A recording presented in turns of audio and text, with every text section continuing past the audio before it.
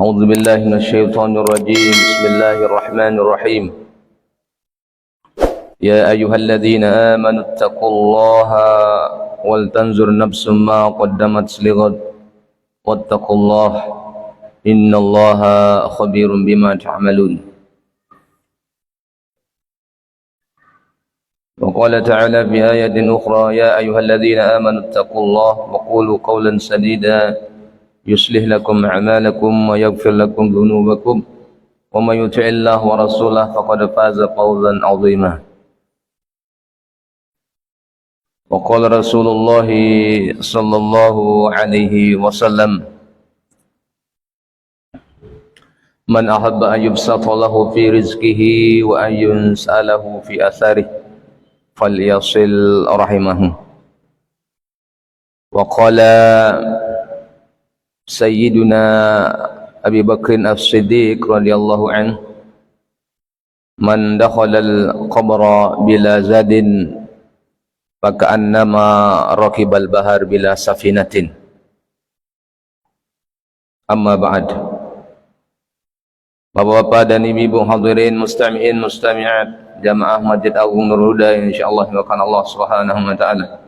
Kembali saya mengajak kita sekalian untuk kita bersyukur kepada Allah Subhanahu wa taala dengan sama-sama melafazkan hamdalah alhamdulillahirabbil alamin atas nikmat yang Allah berikan kepada kita sekalian, sehingga pada malam ini bisa kita melaksanakan ibadah, bisa kita melaksanakan kewajiban kita salat maghrib dan ibadah-ibadah yang lain. Semoga ibadah kita diterima dan diridhoi oleh Allah Subhanahu wa taala.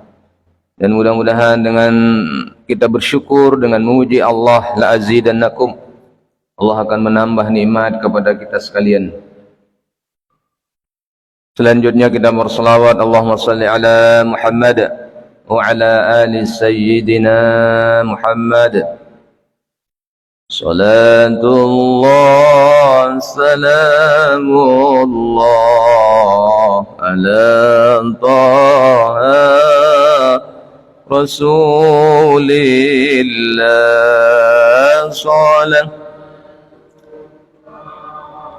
Salamullah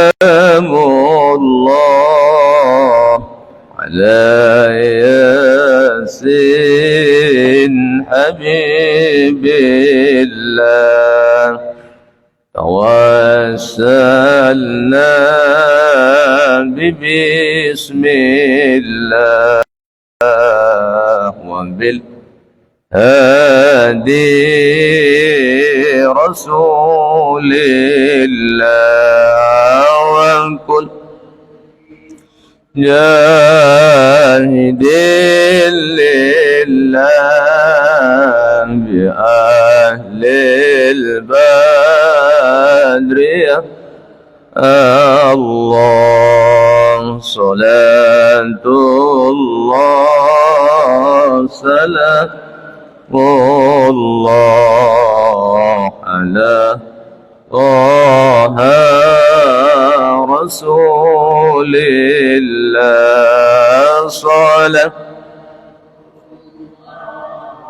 Salamullah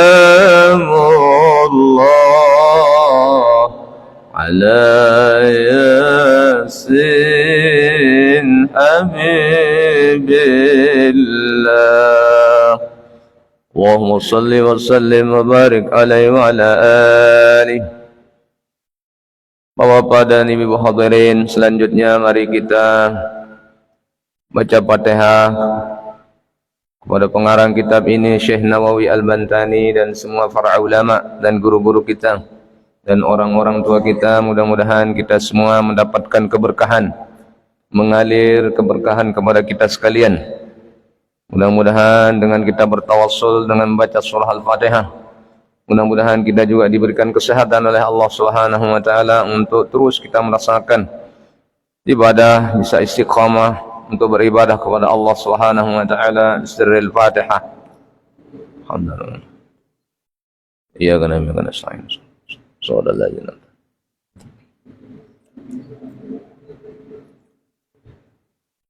Bapak-bapak dan ibu-ibu hadirin insyaallah wa Allah Subhanahu wa taala, kita lanjutkan kajian kita pada malam ini, kitab Nasaihul Ibad, yaitu nasihat-nasihat untuk hamba Allah Subhanahu wa taala. Pada malam ini kita mengkaji tentang nasihat seorang ulama sofistik yang bernama Hatim Al-Asam rahimahullah. Wal maqalatu tsaminatu wal 'ishrun, maqalah yang ke-28 an Hatim Al-Asam rahimahullahu, dari Hatim Al-Asam rahimahullah, semoga Allah Subhanahu wa taala merahmatinya, annahu, bahwasanya beliau qala, telah berkata. Apa nasihatnya beliau? Man sarafa arba'an,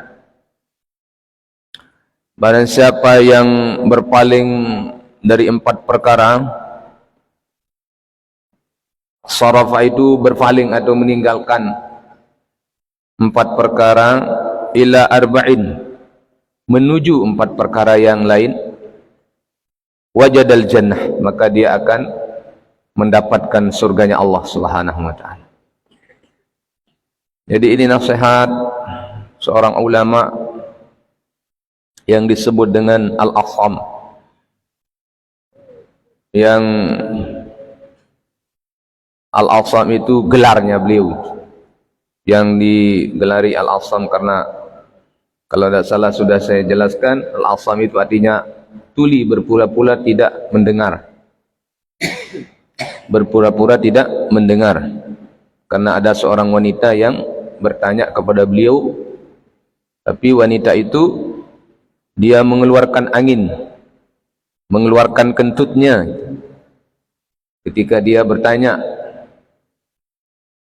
Tapi karena perempuan itu dia pucat dan malu karena dia mengeluarkan angin di depan ulama, di depan seorang ulama besar.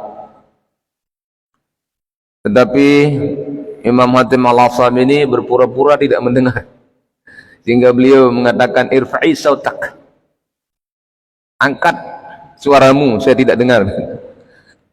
Apa yang kamu tanyakan? Angkat suaramu. Nah, sehingga wanita itu dia, oh ternyata suara angin, suara kentut saya itu tidak didengar. Sehingga dia hilang wajahnya yang pucat, kemudian dia kembali, dia hilang rasa malunya. Nah, sehingga berpura-pura tidak mendengar itu selama berapa tahun? 15 tahun coba. Ulama ini menjaga perasaan seorang wanita, menjaga perasaan perempuan yang bertanya kepada beliau itu. Berpura-pura tidak mendengar selama 15 tahun. Setelah meninggal dunia perempuan itu, baru beliau ya membuka apa kronologis yang menyebabkan beliau itu berpura-pura tidak mendengar. Baru beliau menjelaskan kepada murid-muridnya, kepada jamaahnya. 15 tahun setelah meninggal dunia orang yang bertanya itu, perempuan yang bertanya itu, baru beliau itu kembali ya memperlihatkan ya bagaimana normal daripada pendengarannya itu. Coba, itu gara-gara menjaga perasaan seorang perempuan. Begitulah kalau ulama-ulama ulama-ulama sofistik dulu. Kalau kita kan mendengar orang kan malah kita semakin mempermalukan dia. Itulah kalau ulama-ulama dulu itu seperti itu. Jadi apa katanya beliau? Man sarafa arba'an ila arba'in wajadal jannah. Barang siapa yang berpaling dari 4 perkara menuju kepada 4 perkara yang lain, wajadal jannata, maka dia akan menemukan surganya Allah Subhanahu wa taala.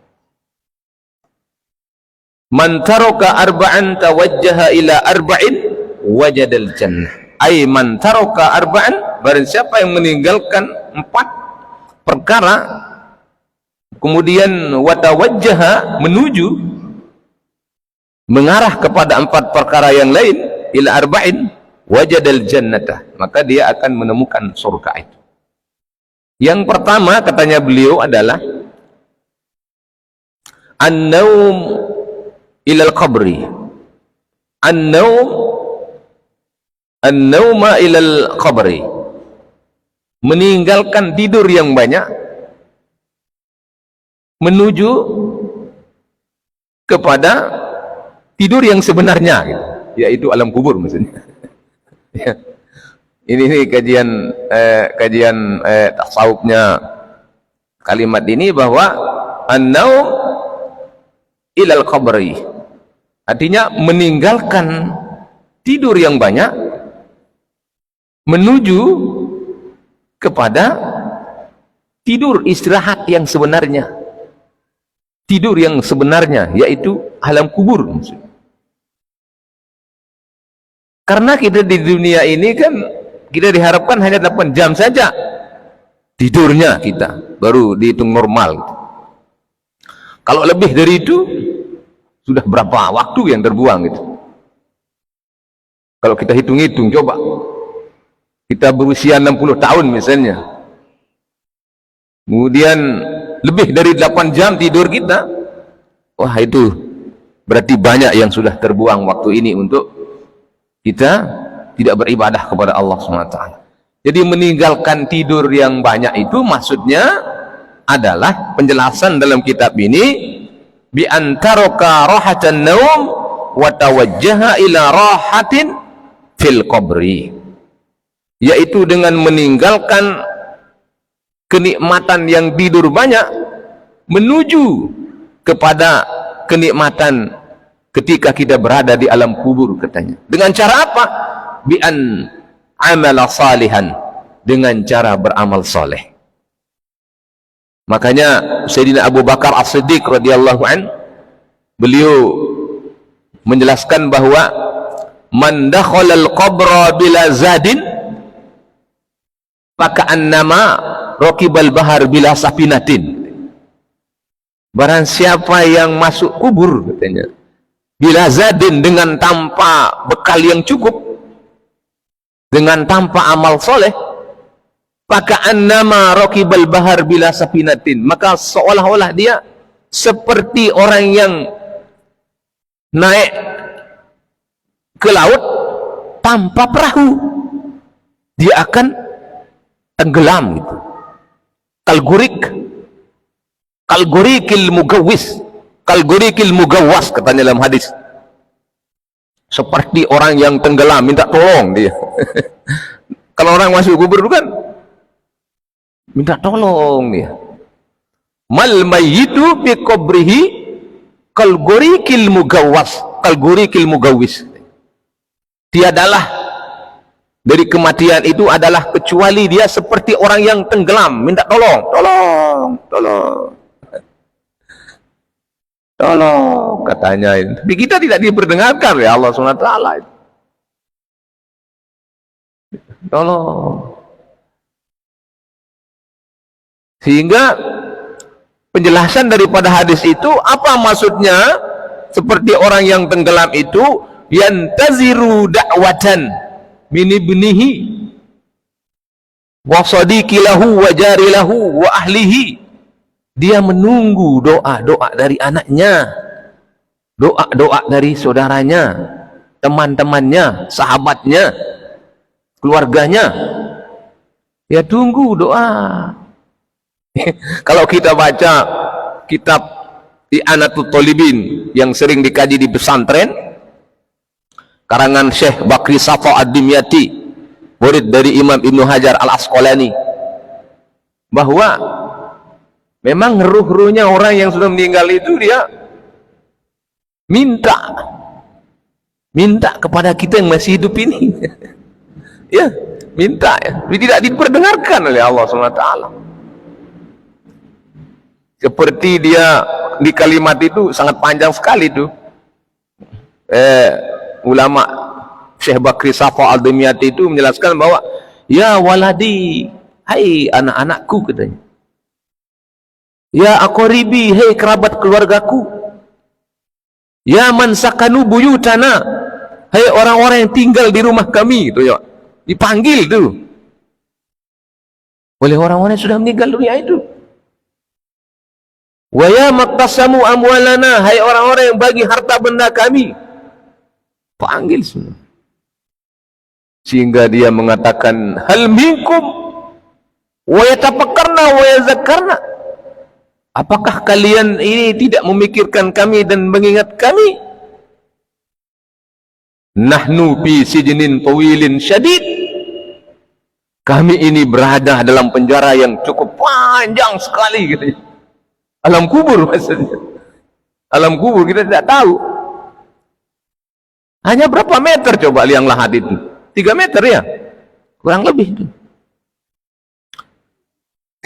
Ya. Tergantung daripada panjangnya kan.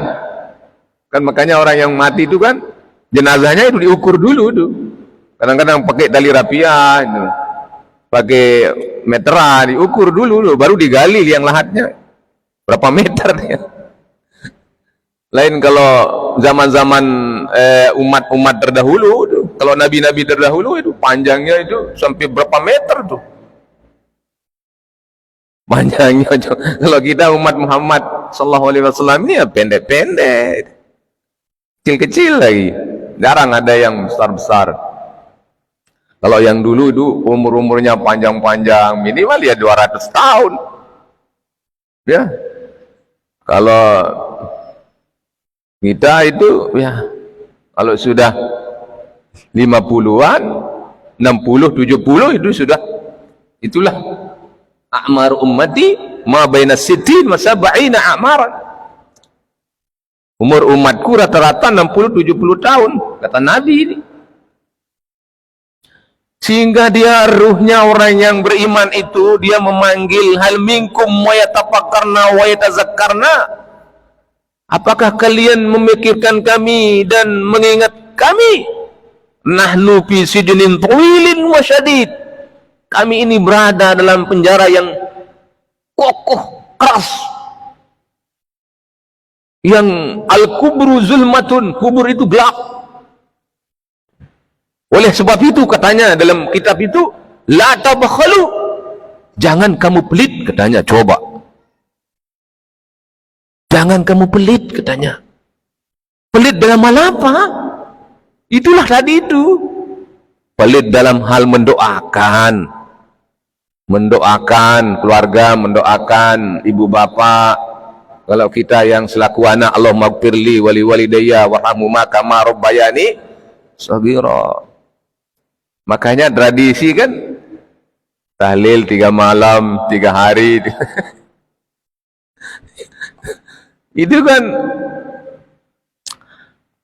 Imam Atas itu dijelaskan oleh Imam Ahmad bin Hanbal itu dalam kitabnya Al-Hawilil Fatawi, bahwa kenapa sih kita harus tahlil sampai 3 malam sampai 7 malam, bahkan ada yang namanya haul, memperingati haul.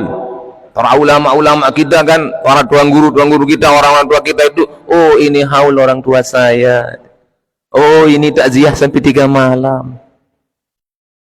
Itu namanya qad jarat adatun nas. Sungguh itu tradisi manusia, yang oleh Imam Ahmad bin Hanbal menjelaskan bahwa tradisi manusia yang tidak menyalahi syariat bahwa matlub, itu dituntut. Kenapa? Karena beliau menjelaskan innal mauta yubtanuna fi kuburihim. Sesungguhnya orang yang meninggal dunia itu diuji di alam kuburnya itu sab'a ayamin, 7 hari 7 malam kita dapat ujian dari mungkar nakir. 7 hari 7 malam kalau orang yang soleh itu, orang yang mukmin. Lain kalau orang yang munafik lagi, bahkan sampai arba'ina yauman, sampai 40 hari. Kan 1 hari di dunia ini kan 24 jam. Kalau di alam kubur itu berapa? 1000 tahun 1 hari. Selama 7 hari kita diuji di alam kubur itu, marabbuka wa man nabiyuka, ditanya terus. Sehingga apa katanya Imam Ahmad bin Hanbal, fakanu yastahibbuna an yut'imut tu'am tilkal ayyam. Maka oleh sebab itulah dianjurkan kalian semua, keluarga yang masih hidup, untuk memberikan makan, mensedekahkan makanan, minuman pada hari itu, dan sambil mendoakannya. Supaya apa? Supaya orang yang di alam kubur itu diringankan ujiannya dengan asbab kita mendoakan awaladin soleh yada'ulah, yaitu taraka waladan yastaghfiru lahu ba'da mautih, dia meninggalkan seorang anak yang memohonkan ampun untuk orang tuanya setelah dia meninggal dunia. Coba, ya Allah, insyaallah kita tidak diperdengarkan itu suaranya orang yang sudah meninggal dunia. Sama seperti kita pergi ke kubur. Coba, kita kan disunahkan, assalamualaikum ya ahlal kubur, assalamualaikum ya ahlad diyar. Dijawab enggak? Semua ahli mayit itu menjawab salam kita yang datang itu, tapi tidak diperdengarkan oleh Allah SWT. Seandainya mungkin diperdengarkan suara-suara orang yang dikubur, tidak ada yang berani ke sana, tidak ada yang berani. Itulah sebabnya Bapak dan Ibu hadirin, jadi oleh sebab itulah mari kita mengerjakan amal soleh, bekal yang cukup untuk kita menikmati, merasakan nikmat yang disebut dengan raudhah min riyadil jannah. Kubur itu supaya menjadi taman daripada taman-taman surganya Allah Subhanahu wa taala. Itu yang pertama. Kemudian yang kedua adalah nasihat dari Hatim Al-Asam ini adalah wal fakhru ilal mizan, wal fakhra ilal mizan bi an taraqat tatawul ala nas bi ta'didil manaqib wa tawajjaha ila amalil hasanat li ajli ziyadatiha fil mizan. Artinya meninggalkan hal yang membanggakan diri, menuju kita akan merasakan bagaimana timbangan mizan amal yang pernah kita lakukan di atas dunia ini. Itu dengan amal soleh, dengan kebaikan-kebaikan yang kita lakukan, maka itu akan menjadi berat timbangan nanti ketika kita akan ditimbang amal kita oleh Allah Subhanahu wa taala. Kemudian yang ketiga adalah nasihatnya warrohata ila sirat, meninggalkan istirahat yang terlalu banyak menuju bagaimana supaya kita selamat di jembatan Siratal Mustaqim. Bi antaraka rahatal badan wa tawajjaha ila amalin yasra'ul murur ala sirat wa zalika bi isra'i jitinabil ma'asi. Jadi dengan meninggalkan badan kita ini untuk menyibukkan diri, istirahatkan dia menuju ke amal-amal yang bisa membawa kita jalan kita cepat di jembatan Siratal Mustaqim itu menuju surganya Allah SWT. Yang di bawahnya itu ada neraka kan, yang panjangnya itu naiknya 1000 tahun, turunnya 1000 tahun, datarannya 1000 tahun, 3000 tahun panjangnya. Orang yang berjalan di jembatan Siratal Mustaqim itu ada yang karbal kil khotib, ada yang kilat menyambar, ada yang ya seperti kata itu jatuh dia, ada yang kepalanya menghadap bawah, ada yang terpeleset jatuh ya. Makanya Syekh Abdul Wahab Asy'arani dalam kitabnya At-Tazkiratul Qurtubi, beliau menjelaskan bahwa kalau mau selamat dari jembatan Siratal Mustaqim itu katanya dia harus lakukan yang pertama nasyatul lil ibadah, rajin beribadah kepada Allah SWT. Yang kedua adalah ijtinabul kalam bima lam ya'lam, meninggalkan perkataan-perkataan yang tidak dia ketahui. Ya, dia tidak tahu tapi dia sampaikan, dia ngomong. Itu menjauhi perkataan-perkataan yang dia tidak tahu. Kemudian yang ketiga ijtinabuz zulmi 'alan nas, dia menjauhi perbuatan-perbuatan zalim kepada orang lain.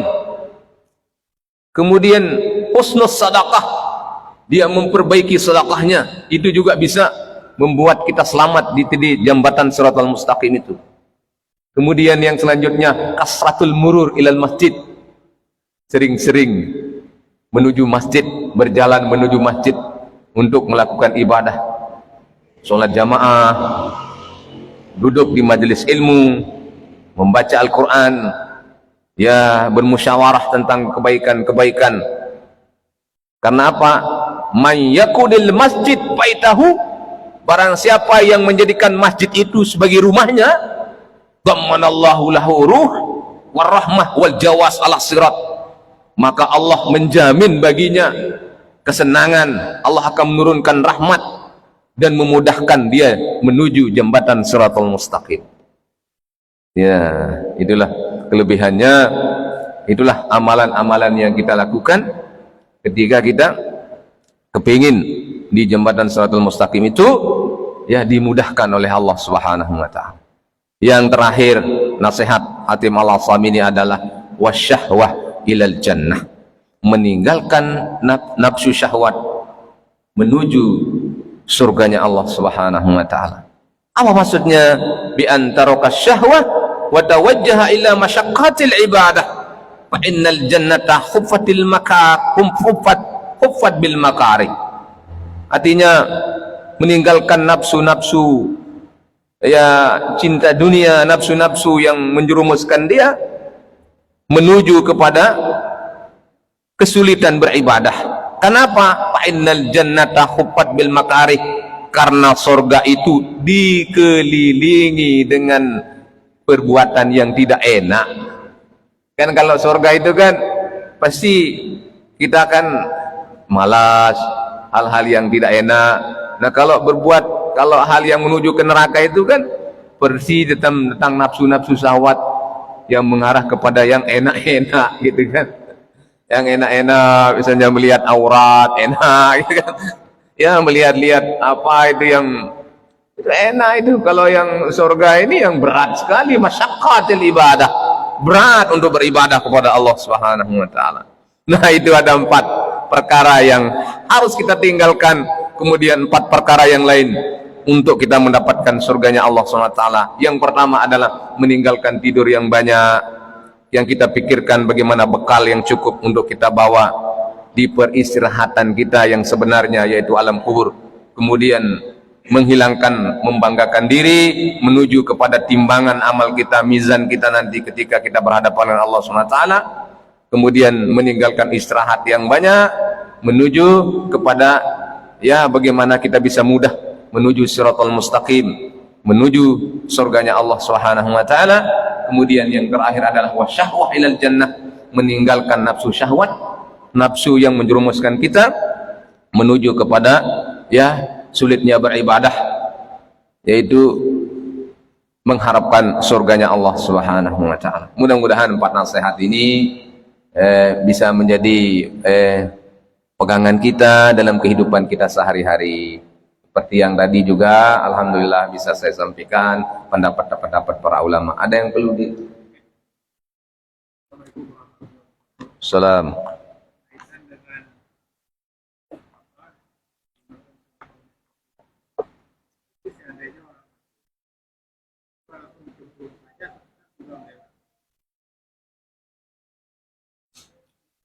Ya, yang jembatan Shiratal Mustaqim, ya. Ya. Ya. Jadi tetap mulai itu kita yang beriman ini ada yang al-jannah, al-hisab, al-jannah, yang timbangan, yang masuk surga, dakhalal jannah bighairi hisab. Ada yang masuk surga tanpa hisab, kilat menyambar. Itu ya tingkatan-tingkatan para ulama. Kemudian setelah para ulama ya orang-orang yang saleh, jadi bisa juga seperti itu tanpa hisab. Kemudian kalau orang-orang kafir ini ya bisa melalui itu, langsung dia dijatuhkan di nerakanya Allah. Karena itu proses yang dilalui oleh setiap manusia. Karena ada namanya yaumul ba'ats, hari kebangkitan, kemudian yaumul mizan, hari timbangan amal kita. Semua juga orang kafir juga tetap melalui proses itu. Ternyata dia tidak ada sedikit pun kan. Nah, jadi oleh sebab itu jelaslah bahwa dia akan masuk neraka itu langsung, walaupun dia belum dia menginjakkan kaki sudah kedemplung gitu. Enggak gitulah anunya. Ya, jadi kalau orang-orang yang non muslim, karena itu sudah jelas, karena tidak ada yang ditimbang juga. Nah, kalau kita dari timbang, dan ada juga yang tidak ditimbang, langsung bighairi hisab. Itu adalah tergantung dari mana amal ibadah kita. Wallahu alam bissawab. Mudah-mudahan ada barokah dan manfaatnya. Terima kasih atas perhatiannya. Marilah kita bertasbih kepada Allah Subhanahu wa taala. Subhanallah walhamdulillah wa la ilaha illallah wallahu akbar. Subhanallah walhamdulillah wa la ilaha illallah wallahu akbar. Subhanallah walhamdulillah wa la ilaha illallah wallahu akbar. Subhanakallahumma wa bihamdika asyhadu an la ilaha illa anta astaghfiruka wa atubu ilaik. Allahumma biq wal hadi ila sabil rasyad. Assalamualaikum warahmatullahi wabarakatuh.